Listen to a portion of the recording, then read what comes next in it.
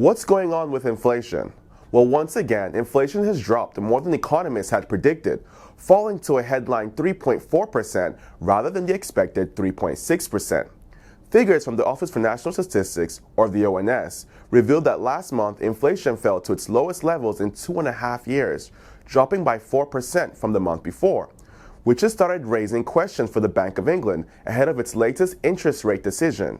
Grant Fissner, chief economist at the ONS, said, "Food prices were the main driver of the fall, with prices almost unchanged this year compared with a large rise last year, while restaurants and cafe price rises also slowed.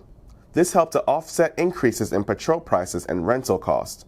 Cornflation, which strips out volatile components such as food and energy, dropped to 4.5% from 5.1% in January. Services inflation, which the bank has identified as a key gauge of domestic inflationary pressures, fell to 6.1% from 6.5% in January.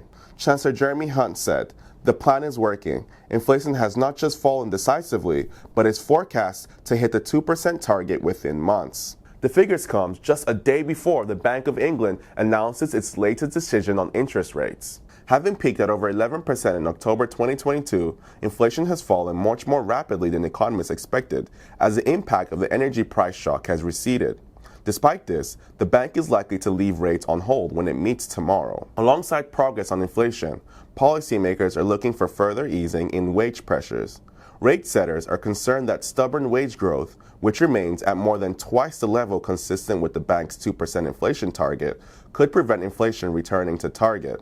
Earlier this month, Hugh Pill, the bank's chief economist, warned that rate cuts were still some way off, reflecting the approach taken by central banks around the world.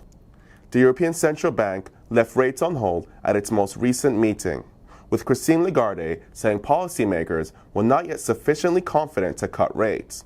The Fed will announce its latest decision later this evening. Markets think the bank will start cutting rates in the summer, with June the earliest likely date. However, this morning's figures could bring forward the start date for rate cuts. We here at City A.M would like to know, what are your predictions? Do you think the Bank of England will cut interest rates? Let us know your thoughts in the comments below and like and subscribe for more.